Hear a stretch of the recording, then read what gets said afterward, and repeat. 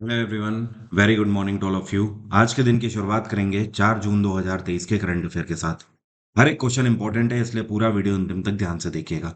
Current affair के PDF static GK के साथ आप एग्जाम इंजन एप्लीकेशन से डाउनलोड कर सकते हैं। डेली के ये पीडीएफ आप डाउनलोड करना मत भूला करिए, क्योंकि इसमें स्टैटिक जीके का बहुत सारा डेटा मैं आपको देता हूँ, जो आपके आने वाले हर एक एग्जाम के लिए बहुत ज़्यादा इंपॉर्टेंट है। अब शुरू करते हैं आज का वीडियो, लेकिन सबसे पहले बात करेंगे कल के क्वेश्चन की। कल मैंने आपसे बायोलॉजी का एक क्वेश्चन पूछा था, और मेरा सवाल ये था कि लाल रुधिर कणिकाएं मतलब आरबीसी और श्वेत रुधिर कणिकाएं मतलब डब्ल्यूबीसी, दोनों में अनुपात कितना होता है। तो एक ह्यूमन बॉडी में आरबीसी का 600 अनुपात डब्ल्यूबीसी का 1 होता है। मतलब कहने का ये कि हमारे बॉडी में प्रति 600 आरबीसी के अगेंस्ट 1 डब्ल्यूबीसी होती है। दोनों में एक और अंतर होता है, आरबीसी में केंद्रक नहीं पाया जाता है, मतलब न्यूक्लियस नहीं पाया जाता है। तो एक आरबीसी दूसरे आरबीसी को जन्म नहीं दे सकती है। लेकिन जो डब्ल्यूबीसी है, इसमें न्यूक्लियस मतलब केंद्रक पाया जाता है, तो एक डब्ल्यूबीसी दूसरे डब्ल्यूबीसी को जन्म दे सकती है। इसके अलावा कई क्वेश्चन आपसे और भी पूछे जाते हैं, जैसे कि आरबीसी का रंग लाल क्यों होता है। तो ये हीमोग्लोबिन की वजह से होता है। कभी कभी इसके आगे जाके भी क्वेश्चन पूछ देता है कि हीमोग्लोबिन का रंग लाल क्यों होता है। तो आपका आंसर हो जाएगा एफई की वजह से, मतलब आयरन लोहे की वजह से हीमोग्लोबिन का रंग लाल होता है। तो हमारा आंसर इसमें था 601 का रेशियो होता है इसमें। एक क्वेश्चन मैं आपसे और डिस्कस करता हूँ। डब्ल्यूबीसी में 5 तरीके के सेल्स पाए जाते हैं। ये कौन सा सेल है जो हमारी बॉडी में इम्यूनिटी को बनाए रखने का काम करता है। तो ये है लिम्फोसाइट। क्या बोलते हैं इसको? लिम्फोसाइट। और लिम्फोसाइट वही सेल है जिसको एचआईवी डैमेज करने का काम करता है। जब कोई व्यक्ति एचआईवी पॉजिटिव होता है, तो उसके शरीर में ह्यूमन इम्यूनो डेफिशिएंसी वायरस इसी लिम्फोसाइट को मारने का काम करता है, और उसी के बाद उस व्यक्ति के बॉडी में प्रतिरोधक क्षमता खत्म होने लगती है, और बीमारियां आती तो हैं लेकिन शरीर से जा नहीं पाती हैं। अब शुरू करते हैं हमारे आज के करंट अफेयर। अभी हाल ही में भारत सरकार ने मंजूरी दे दी है कि यूनिवर्सल पोस्टल यूनियन का रीजनल ऑफिस भारत में कहां पर खोला जाएगा। तो यूनिवर्सल पोस्टल यूनियन जो है, इसकी स्थापना 1874 में दरअसल करी गई थी, और इसका जो हेडक्वार्टर है ये स्विट्जरलैंड की कैपिटल बर्न है। दुनिया भर में ये एक ऐसी संस्था है जो कि पोस्ट को एक से दूसरी जगह ले जाने के लिए मॉनिटर और कंट्रोल करती है।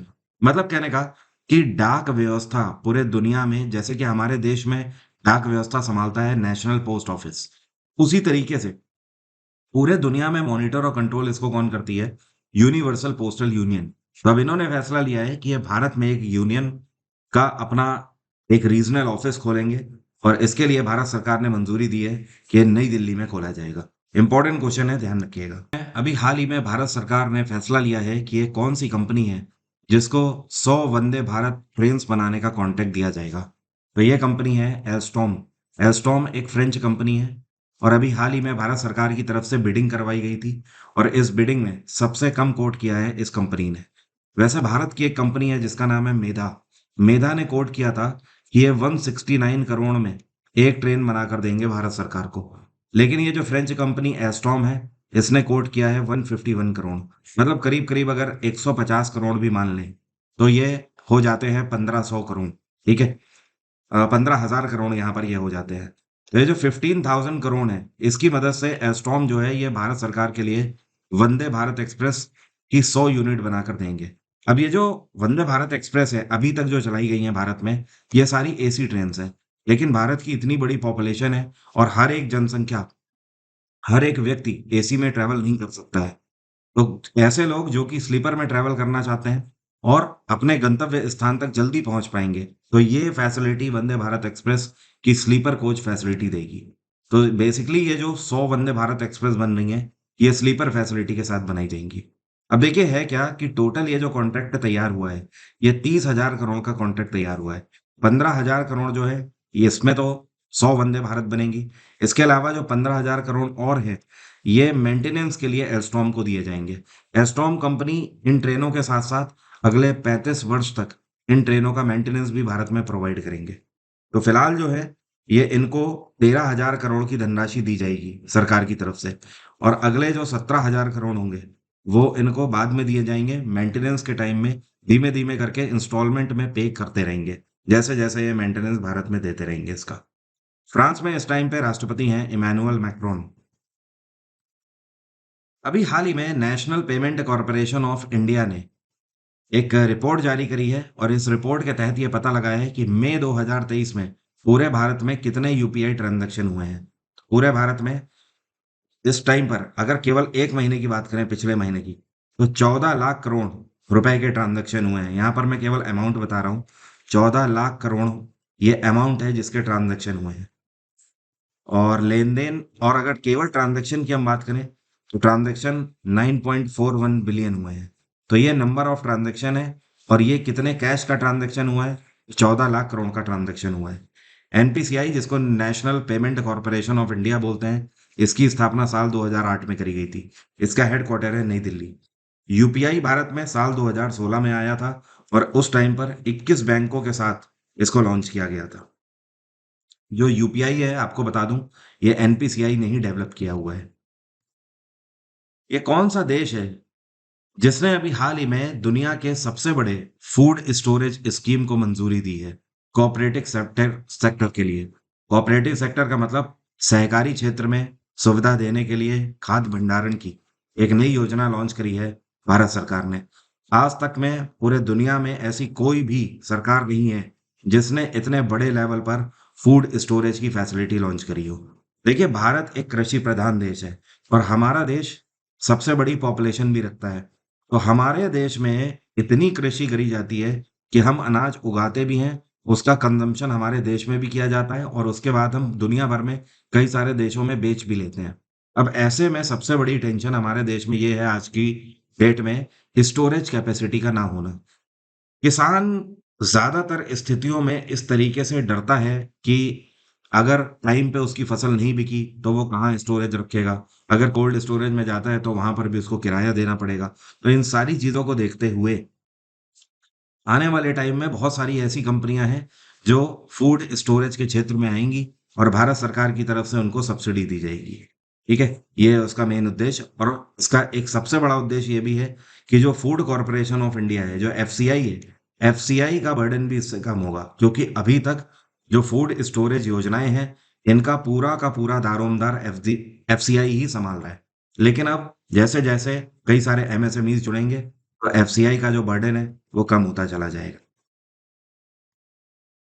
अभी हाल ही में अग्नि 3 बैलिस्टिक मिसाइल का सफलतापूर्वक परीक्षण कंडक्ट किया गया भारत के कौन से राज्य में? तो यहाँ पर अग्नि 3 नहीं, अग्नि 1 है बेसिकली। अब ये जो अग्नि 1 है, ये इसका प्रो वर्जन लॉन्च किया गया है। पहले ही अग्नि 1 आ चुकी थी। इस टाइम पर अगर बात करी जाए तो अग्नि की पूरी अपने आप में एक लॉट है जो कि अग्नि 5 तक की है। अग्नि 1 2 3 4 5, ठीक है। तो अभी अग्नि 1 का ये जो वर्जन लॉन्च किया गया है बैलिस्टिक मिसाइल में, ये इसका प्रो वर्जन है और इसका सफलतापूर्वक परीक्षण उड़ीसा से किया गया है।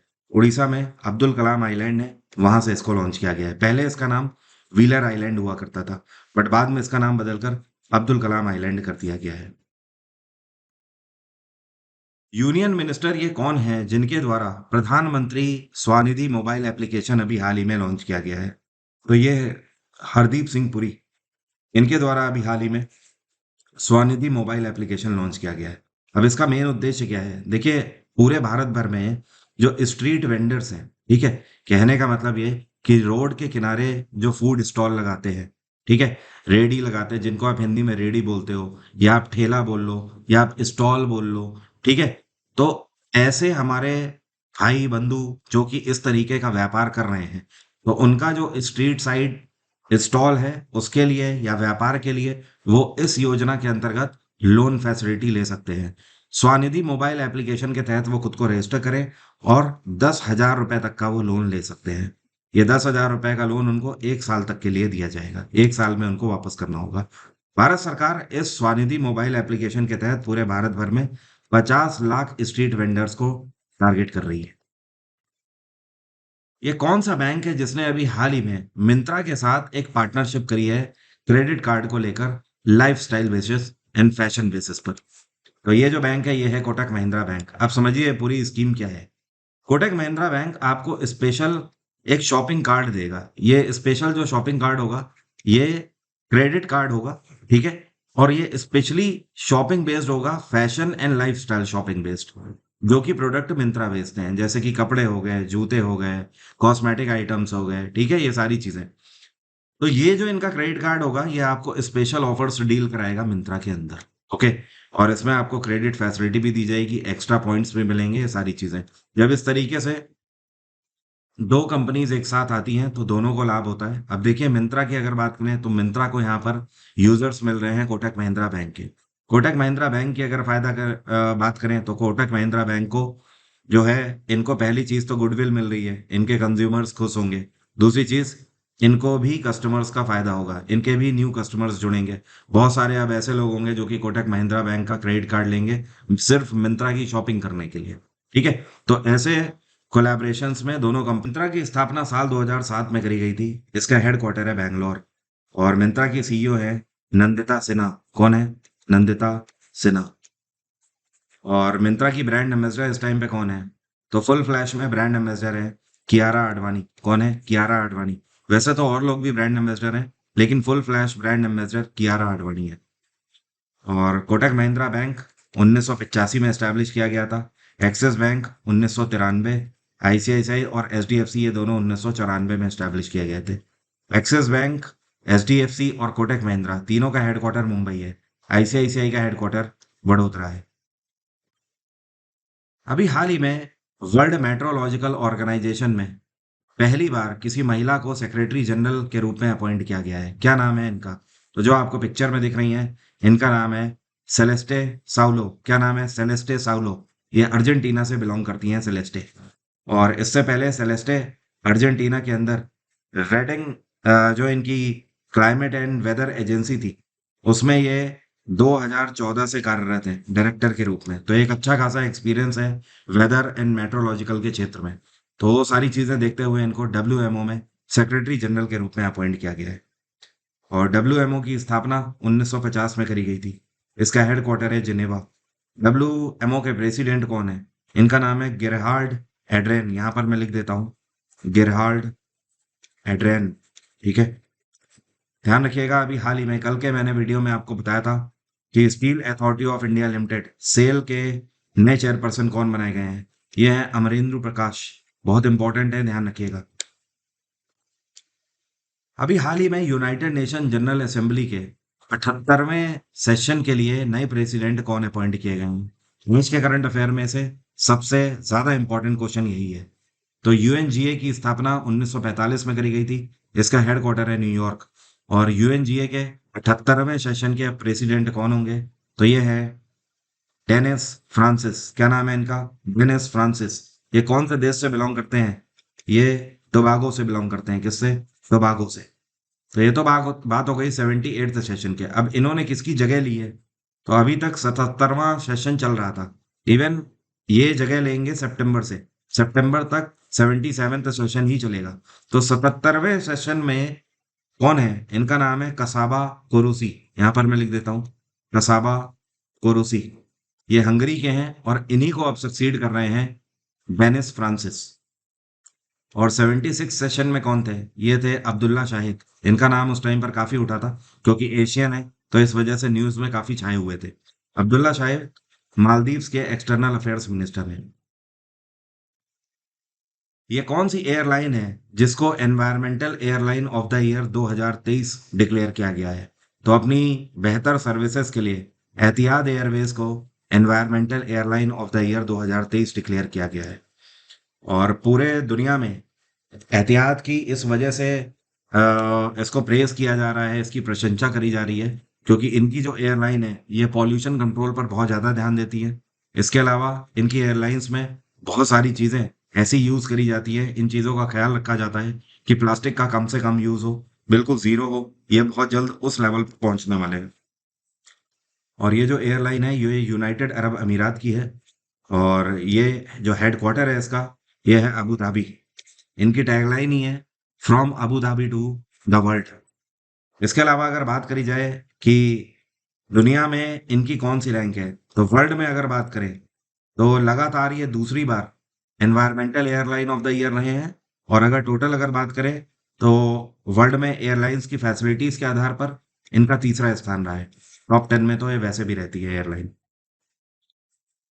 अभी हाल ही में भारतीय वायुसेना में एयर ऑफिसर इंचार्ज एडमिनिस्ट्रेशन के रूप में किसने पदभार संभाला है?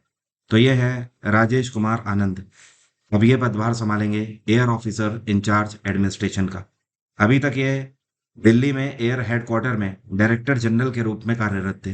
तो काफी सीनियर अधिकारी हैं और 36 साल की सर्विस अभी तक ये वायुसेना में दे चुके हैं। इतना ही नहीं, इनको जनवरी 2022 में पिछले साल विशिष्ट सेवा मेडल से भी सम्मानित किया गया था। तो ये वीएसएम अधिकारी हैं। इनकी सेवाओं के लिए इनको वीएसएम दिया गया था राष्ट्रपति के द्वारा। अभी हाल ही में vice chief of air staff के रूप में किसको अपॉइंट किया गया था? तो एयर स्टाफ के वाइस चीफ बनाए गए हैं आशुतोष दीक्षित। क्या नाम है? आशुतोष दीक्षित। तेलंगाना ने अभी अपना स्थापना दिवस मनाया है। कौन सा दिन मनाया जाता है ये? तेलंगाना हर साल 2 जून को अपना स्थापना दिवस मनाता है। 2 जून 2014 को एक नए राज्य के रूप में तेलंगाना को स्थापित किया गया था। इसको आंध्र प्रदेश रीऑर्गेनाइजेशन एक्ट 2014 के नाम से जाना जाता है। तेलंगाना में चंद्रशेखर राव की सरकार है। तेलंगाना की गवर्नर है तमिलसाई सुंदरराजन।